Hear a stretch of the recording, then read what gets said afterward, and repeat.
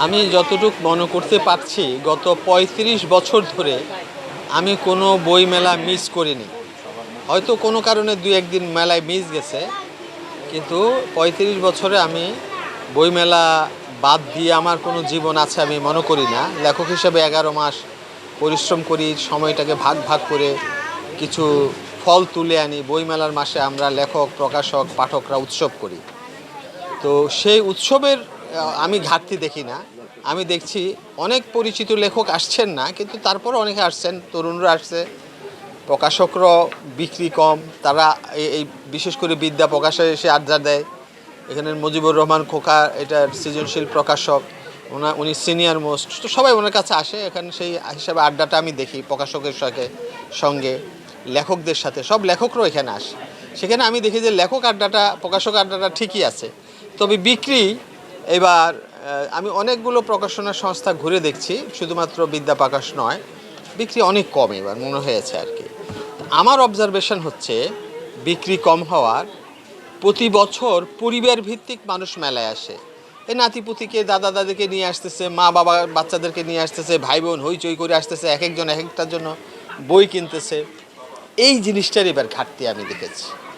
এখানে মানুষ আসে, ঘুরতে আসে, একই মানুষজন বারবার ঘুরে, কিন্তু বইয়ের যে স্রোত, কেনার যে স্রোত, সেটা একটু ঘাটতি লক্ষ্য করছি। কেন লক্ষ্য করছি জানি না, এই ঘাটতিটা আছে। কস্টটা বের করতে হবে যাতে পরবর্তীতে আমরা সেই ঘাটতিটাকে পুষিয়ে নিতে পারি। কারণ না হলে তো সৃজনশীল প্রকাশনা শিল্পকে কেন খুবই কঠিন হবে। সুতরাং এটার পক্ষে আমরা কাজ করব, কিন্তু আমার ঘাটতি কোথায় সেটাকে আমার ধরতে হবে, সমস্যা কোথায় ধরতে হবে, পরবর্তীতে সেটাকে আমরা সংশোধন করতে হবে যাতে আমাদের মেলা, আমাদের প্রাণের মেলা হয়েই থাকে। মনে পড়ছে, ভাটা পড়ছে, কিন্তু একেবারে যে চলে গেছে নাই তা আমি বলবো না। আমি দেখি যে তরুণ প্রচুর লেখকরা আমাদের কাছে আসে, আমরা যারা এখন সিনিয়র মোস্ট লেখক, আমাদের সাথে আসতেছে, আড্ডা দিচ্ছে, কথা বলছে। এখানে প্রতিদিনই আড্ডা হচ্ছে, যেহেতু ফাঁকা জায়গা পাচ্ছি, আড্ডা কিন্তু চলছে, কিন্তু আগের মতো হয়তো ব্যাপক আকারে নাই। কিন্তু আমি দেখছি এক শ্রেণীর তরুণ লেখকরা কিন্তু আসতেছে, একেবারে নৈশবাদী আমি নই। আমি দেখেছি তরুণদের মধ্যে অনেক উচ্ছ্বাস আছে। হয়তো অনেকের বই চলছে না, একটু হতাশায় আক্রান্ত। বই না চললে পরবর্তীবার আবার প্রকাশকরা বই বাইর করবে কিনা সেটা নিয়ে লেখকরা শঙ্কিত থাকে। তো যার ফলে সেখানে একটু ঘাটতি আছে, কিন্তু একেবারে যে আড্ডা হচ্ছে না তা না, আড্ডা হচ্ছে।